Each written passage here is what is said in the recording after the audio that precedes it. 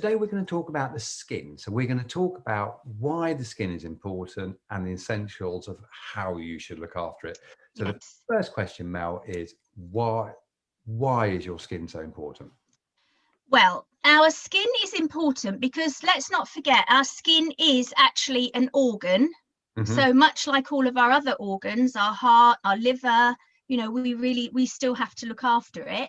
And our And the skin, biggest organ in the body, isn't it? biggest organ in the Mm. body, absolutely. And it has many different functions. So, it protects us from our environment. It enables us to feel our environment.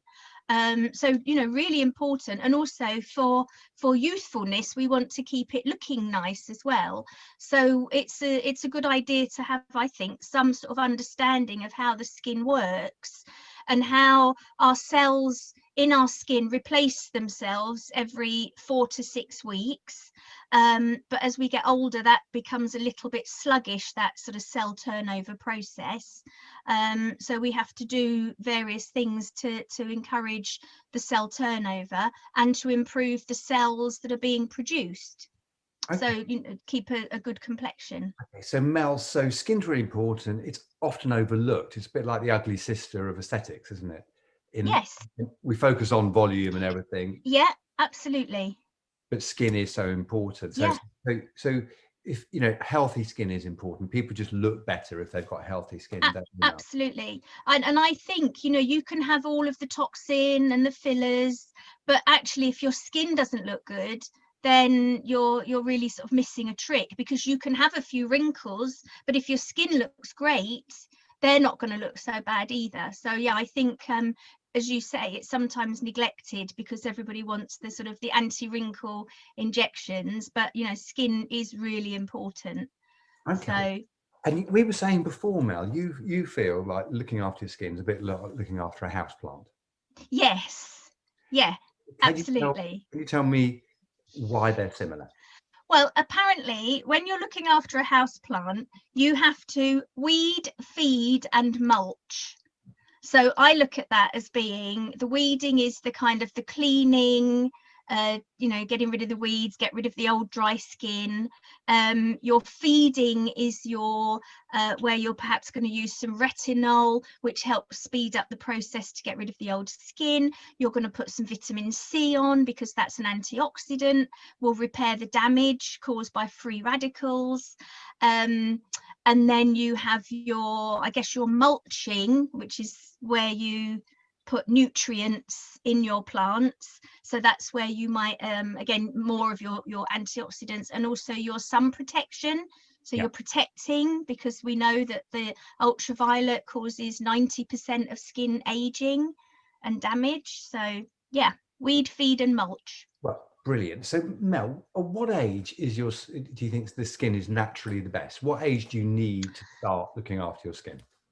Well, they do say that you start to lose collagen production at around about the age of 25. Mm, mm. I think, is it something like 1% of collagen you lose every year from 25 onwards? You build it up till then, and then it decreases after that. Yeah, exactly that. So really, I mean, I think things like sun protection, and I think we should just call it daylight protection, because Yes. it's not just sun, it's not when you're on holiday.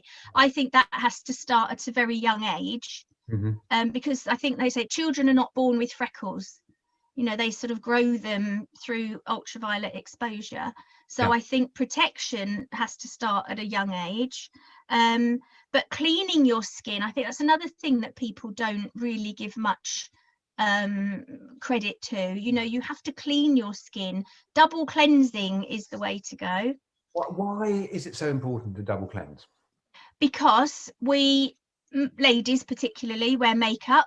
Men obviously do now as well. So you need first cleanse to get the makeup off Yeah. and some of the grime, and your second cleanse is where you're really going to get into the pores and actually get that kind of daily grime out of the skin. And it also all helps with that speeding up the cell turnover as well. So sometimes people say, oh, it doesn't matter what's in a cleanser, oh, I can just use a baby wipe. They will leave a residue on your skin, which then means that any product or active ingredient you put on afterwards won't be absorbed so well. So this is one of ours, Mel. So Yes, so that's the glycolic cleanser. why is that the first one, second one? How do you use that? You can use it for both, but I would probably use more of a creamy cleanser to just initially really take the makeup off. Yes. If you really have to, you could use a wipe. Not ideal, but if you really had to, just to get the makeup off. But then you would use that cleanser for that kind of deeper cleansing, because that's got glycolic acid in it, which helps lift off old dead skin. Yeah. So there's lots available. This is just an example that we do. Yeah. But so wipe everything off and then a deep clean. Yeah. So a deep weed, basically. That's it. That exactly. Get into those roots. Yeah. Yeah. Don't just pluck out the tops of the weeds. Get the roots. Make sure you get all of them. Yeah. And that glycolic goes in and gets. Yeah. That's it. Yeah. Okay. And then once you've weeded, once you've got everything free, you're weed free. What's the next stage? Well, the next stage is your sort of either antioxidant, which is repairing the damage caused by free radicals. I always remember being told once, an analogy for free radicals is they're like the drunk person in the bar who falls over and knocks everybody and damages people. Yeah. That's a bit like what a free radical does to your skin cells. It kind of damages them. So it's bouncing around. Yeah. That's a really good idea. So free radical is bouncing around, pinging off cells and damaging them. Exactly. So your antioxidants, they repair that damage. That's your vitamin C. Absolutely, they're the ones. Vitamin C. Your retinol is a little bit more towards helping get rid of that old skin, but it's all helps in that protection and repair. Which one should you use first? Should you use your vitamin C? You can use morning and evening. And your retinol you would only use at night time, and vitamin C you could use every day, but your retinol you probably only use maybe every other evening, because it can be quite drying to the skin. Okay, so you could say plants need water, so like this is like water. Absolutely, it's the feeding, it's that feeding nourishment. Yeah. Okay. And this would be like daily bio, which you need occasionally. Yes, but you can't do you can't do in the morning. You need to do it when the skin's resting at night. Exactly, because it's between apparently 9 p.m. and 11 p.m. that your skin actually starts to repair itself. So during the day, it's a bit more about protection, and we'll get onto the sun protection in a moment. But at night time, that's when it's kind of working to repair itself as well. Well, your whole body is repairing itself sort of when you're resting in the night, isn't it? Yeah.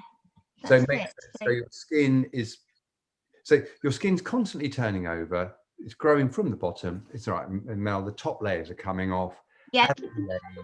The top layer gets thicker, doesn't it, Mel? And so we need to clean all that off, and we get more sun damage. That's it. Yeah. Okay. So these two, vitamin C. So again, lots and lots of different options with these. But the important thing is vitamin C and retinol. Yeah. Vitamin C is also very good if you've got any little brown patches from sun damage, that can help lighten them up. One word of warning with the retinol: if you're using retinol, you must make sure that you use an SPF every day, because the retinol will make you a little bit more sensitive to ultraviolet exposure. Okay. And tell me, what does retinol actually do? So retinol is a derivative of, it's a vitamin A, basically. And what it does is it speeds up the cell turnover process. So the old skin cells are kind of pushed away quicker. But it also has an action of regulating oil production. So retinol was discovered when years ago, I couldn't be sure when, they were using it for acne. Because they found that what it did is it kept the sebaceous, the pilosebaceous unit clear, because that's where you get a buildup of your sebum, and then that gets infected with P bacteria and you get a big spot. Makes it less greasy. That's it. So it makes it less greasy. So discovered that it was really good for acne, but then they also noticed that it was kind of smoothing out wrinkles as well. So that's when we've started using it a little bit more for the sort of anti-aging, anti-wrinkle effects as well.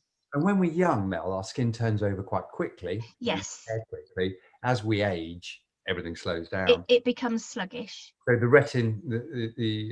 you know, Retinol will make you more youthful. Now, there's yes. different concentrations. Tell me about the, you know. Oh gosh, you've got different types. You've got retinol palmitate and retinol. I can't remember. Don't worry. There's different percentages. There's different absolutely, and then there's different percentages as well. So you kind of need to know about the higher the percentage, the stronger it will be. The more likely you might get more dryness. Then you just stop using it for a night or two, but then go back. You can get a bit flaky, so sometimes you build up to get your skin together. Yeah. Do you need anything else after retinol? Yes. So there's also things like hyaluronic acid. So hyaluronic acid is in our skin naturally. It's what gives our skin a nice kind of plumpness and a bounce. If you look at children, the hands are always a really good example. If you look at children, their hands are really kind of plumpy. See, mine's a bit kind of. Yeah. It's not bad, but. It's not bad, but it's a little, it's, you know. You lose elasticity, don't you? Exactly. So hyaluronic acid will help to plump the skin, and also that just increases the collagen kind of production, because collagen, elastin, they give the skin plumpness as well. So this is where things like peptides as well become necessary, because peptides also sort of stimulate the production of, they rejuvenate and repair skin cells. But hyaluronic acid, and I know in that range of products that you've just shown there's one called H2O. Yes. And that's a lovely sort of super strength hyaluronic acid, which can also be used at night time. That's it. That's the perfect one. Okay, so at night I would clean, not with a wet wipe. Then I'd use the glycolic. Yeah. Just to do the weed. That's it. Good clean. Yeah, then I feed with retinol. And which one do I put on first? Well, you would put the vitamin C. Serums always go first before creams. Yeah, okay. And then, but then every other night you might just use the retinol on its own. Right. Okay. But so on the nights that you're not using the retinol, you could use the vitamin C and the H2O. Okay, and the H2O just is a good moisturizer. That's your nice moisturizer. Sometimes you have to get to know your skin. Yeah. So you have to know the days when it's feeling maybe a little bit more oily, it's feeling a little bit more dry, and you kind of adapt your products to suit the skin. Okay. And then really most important in the day is your SPF. Yes. So let's just have a look at that. So that's the Protect, isn't it? Yes. So this is one. So that's one. Which one have you got there? Is it the 20 or the 50? Does it say? 50. Okay. Yeah. So you can have that. I know you can get different levels of SPF. So what the number basically just means that's how long you can stay in sun exposure before you get burnt, basically. But the recommendations nowadays really are that we should be wearing a minimum of factor 30 every day of the year, and up to 50 will give you even, great, because they also say now that you're going to get ultraviolet exposure from your computer screens. I know. So you need to protect it. Do you know if that protects you from the ultraviolet from your computer screen? Should do, yeah. Because ultraviolet is ultraviolet, basically. So you said, Mel, you shouldn't call it sun cream. You should call it. I think we should call it ultraviolet cream, protection cream. Just skin protection. Just skin protection day cream. Because when you say sun, people tend to think it's only when I'm outside and it's sunny. Yeah. But ultraviolet A, which is the one that makes you wrinkly, is there every day of the year, even on a cloudy day. Yeah. So I always remember it as UVB. B burns you. Burns, absolutely. Sunburn one.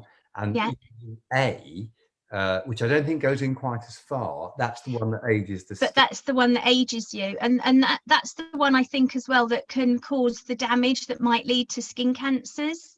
Yes. because it changes the DNA in your skin cells. Okay, that's good. So in the morning, I wash again with the glycolic, right? Yes. Okay, and then Vitamin C. always vitamin C in the morning. Yeah, because And, you can use it day and evening, and then your SPF day moisturizer, okay, or and day cream with SPF in. do you need to reapply that during the day? I would say if you're outside, yeah, if you're out and about gardening or cycling or any of those sorts of things, then it's a good idea, because sweat will also will wear it off. So yeah, absolutely. Brilliant, Mel. Well, that is absolutely fascinating. Thank you very much Pleasure. for joining us today. Any last tips? Well, if you don't mind me saying, you've always seemed to have quite good skin. Thank you. Was it always good? No, I mean, when I was a teenager, I remember when I was sort of 16, 17, I did suffer with, fairly nasty, boily spot things. So, but in general, it's pretty good. But I do look after it. I do all of these things we've talked about. I also have treatments, which I think you're going to go on and discuss treatments, as we go, aren't you? So, there's lots of things that you can do additional to what you do at home, which will also help stimulate collagen, and really help and repair. So I think we just have to remember that skin is really important. Yeah, it is, and you subconsciously notice it. There's those famous photographs of sisters, isn't there? So, oh my, yeah, the twins. Yeah. You can't get a better example.